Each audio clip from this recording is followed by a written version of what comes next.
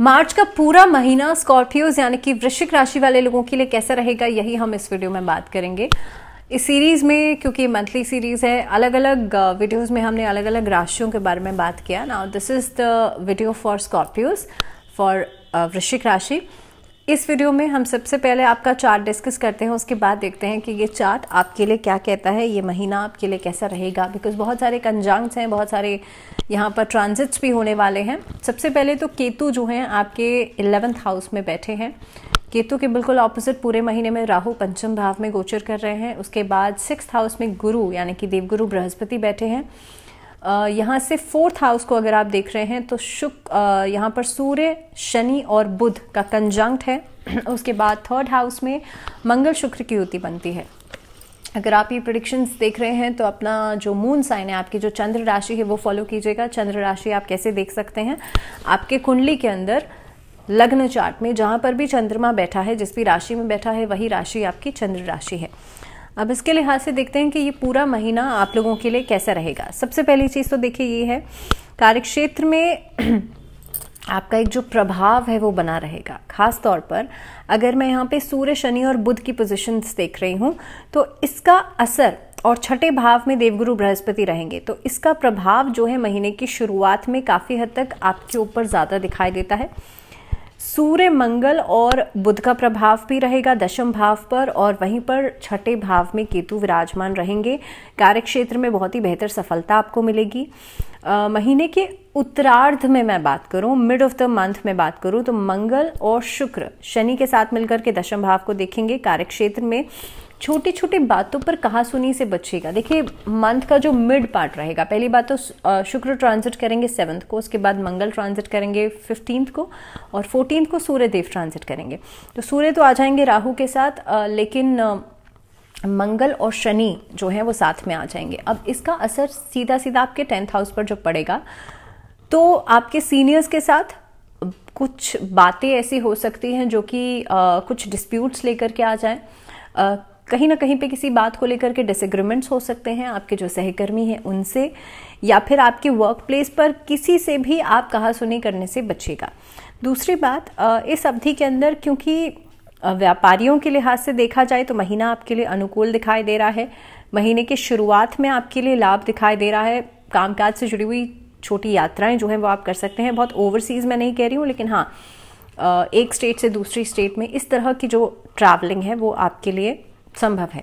नए लोगों से मुलाकात जो है आपके लिए वो एक बहुत बेहतर प्लेटफॉर्म लेकर के आ सकती है। नाउ ड्यूरिंग दिस पीरियड आप देखेंगे आपका जो सामाजिक दायरा है, आपका जो एक सोशल सर्कल है वो बढ़ेगा, जिसकी वजह से आपको नए कॉन्टैक्ट्स मिल सकते हैं। नए संपर्कों की वजह से आपका काम जो है उसको एक्सपैंड करते हुए आप नजर आते हैं।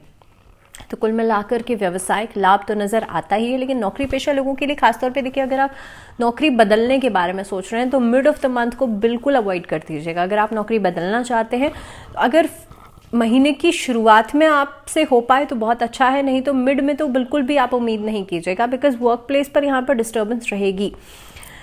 बात करते हैं आर्थिक स्थिति के लिहाज से महीना कैसा रहेगा। तो देखिए महीने की शुरुआत में केतु एकादश भाव में, मंगल और शुक्र 3रे भाव में रहेंगे। आर्थिक स्थिति जो है वो इनिशियल फेज में अच्छी रहेगी। उसके बाद एक से अलग अलग जगहों से आपको पैसा आ सकता है। हो सकता है आप ये काम भी कर रहे हैं, जॉब कर रहे हैं, उसके साथ फ्रीलांसिंग भी कर रहे हैं, आप कोई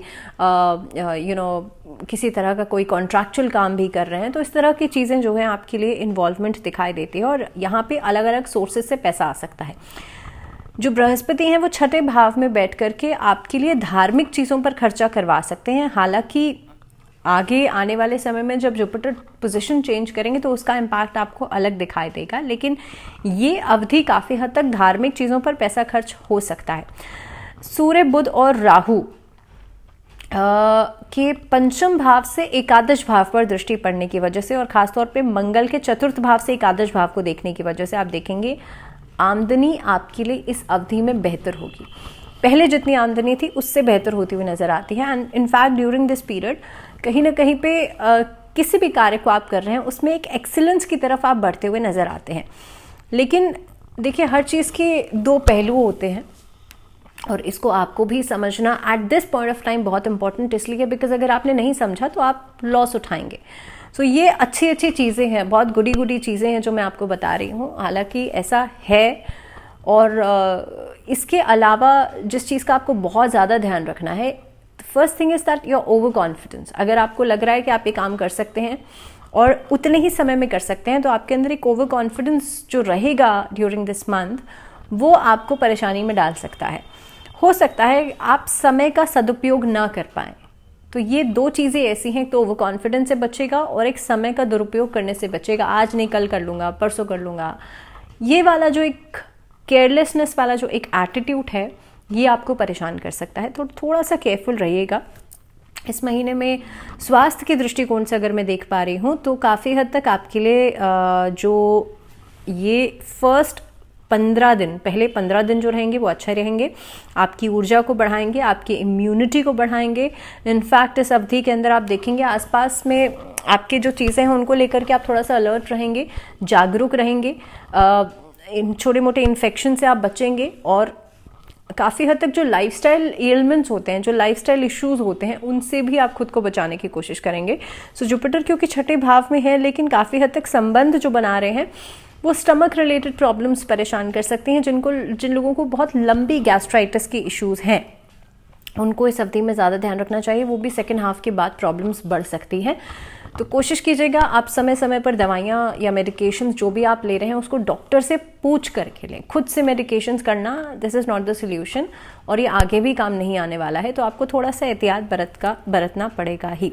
वैवाहिक जीवन के लिहाज से देखा जाए तो देखिए, यहाँ पर अगर जो परिस्थिति बनती है महीने के उत्तरार्ध में सूर्य और बुध के पंचम भाव में आ जाने की वजह से, आपके लिए लव रिलेशनशिप्स में तो प्रॉब्लम बढ़ेंगी, लेकिन वैवाहिक जीवन के लिहाज से आपके लिए समय बेहतर दिखाई देता है। हालांकि छोटी छोटी बातों पर टकराव हो सकता है, क्योंकि बृहस्पति जो है वो छठे भाव में विराजमान है। अब सेकंड हाउस के लॉर्ड जो है वो मंगल के साथ बैठे हैं, मंगल शुक्र के साथ युति बना करके बैठे हैं।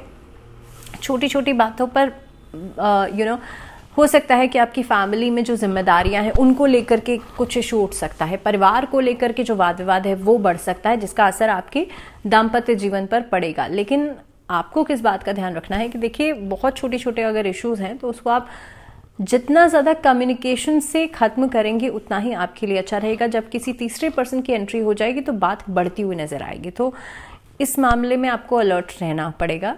इस अवधि के अंदर विष्णु चालीसा का पाठ आप लोग ज़रूर कीजिएगा, और भगवान विष्णु को हल्दी की गांठ ज़रूर अर्पित कीजिएगा। ऐसा करने से भी आपकी जो आपस में दाम्पत्य जीवन में समस्याएं हैं वो खत्म होंगी। इस अवधि के अंदर रोज क्वार्ट्ज क्रिस्टल भी आप अपने बेडरूम्स में रख सकते हैं। पारिवारिक जीवन के लिहाज से देखा जाए तो देखिए, चतुर्थ भाव में सूर्य, शनि और बुध की युति बनती है महीने की शुरुआत में। प्रॉब्लम्स तो बढ़ेंगी, और ख़ास तौर पे डिस्प्यूट्स आपके सिबलिंग्स के साथ बढ़ सकते हैं। इस अवधि के अंदर परिजनों के बीच में छोटी छोटी बातों को लेकर के डिसएग्रीमेंट्स हो सकते हैं। प्रॉपर्टी को लेकर के मुद्दों में परेशानियां बढ़ सकती हैं। मदर की हेल्थ को लेकर के थोड़ा सा कॉशियस ज़रूर रहिएगा। इस अवधि के अंदर दूसरे भाव के स्वामी बृहस्पति जो हैं वो छठे भाव में होने की वजह से भी आप देखेंगे आपस में कुटुंब के बीच में कहासुनी के कई सारे मुद्दे इस अवधि में उठ सकते हैं। तो थोड़ा सा आपको अलर्ट रहना पड़ेगा। हालांकि बहुत लंबे समय तक के लिए बहुत इम्पैक्टफुल ये लड़ाइयाँ नहीं रहेंगी। छोटी मोटी लड़ाइयाँ होंगी, कहासुनी होगी, फिर वो खत्म हो जाएंगी। तो इस तरह की परिस्थितियाँ जो हैं वो कई बार बन सकती हैं, लेकिन हाँ, बहुत लॉन्ग ड्यूरेशन में नहीं चलेंगी। अब अगर मैं बात करूँ एजुकेशन के लिहाज से, स्टूडेंट्स के लिहाज से महीना कैसा रहेगा, तो देखिए, स्टूडेंट्स को थोड़ा सा एफर्ट यहाँ पर डालना पड़ सकता है। हालांकि आप लोगों के लिए ट्रैवलिंग नज़र आती है। पहली बात, इस टाइम पीरियड के अंदर जो आप सोच रहे हैं उसे पूरा करने के लिए कितना समय आपको चाहिए, इसका भी कैलकुलेशन कर लीजिए। ऐसा नहीं आपने डे ड्रीमिंग किया, आपने सोचा समझा, उसके बाद आप उसे भूल गए।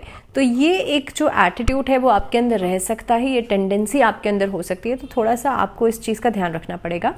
दूसरी बात, स्टूडेंट्स के लिए किसी दूसरे पर निर्भरता भी परेशानी का कारण बन सकती है। फिर चाहे वो आपके मेंटोर्स हों, आपके सहपाठी हों, या जो भी हों, आपके फ्रेंड्स हों, आपके फैमिली मेम्बर्स हों, जो वो डिपेंडेंसी है ना वो आपको लाचार बना सकती है। अगर आप कोई उच्च शिक्षा की तरफ आपका मन है तो वो आपका खुद से मन होना चाहिए। किसी दूसरे के कहे में आकर के कोई काम नहीं कीजिएगा, वो परेशानी हो सकती है। इस अवधि के अंदर दुर्गा कवच या दुर्गा चालीसा का पाठ नियमित रूप से करने से आपके लिए डेफिनेटली बेनिफिट्स होंगे। और इसी के साथ फिलहाल इस वीडियो में इतना ही। अगले वीडियो में हम बात करेंगे सैजिटेरियंस के बारे में, सैजिटेरियंस के लिए पूरा मार्च का महीना कैसा रहने वाला है।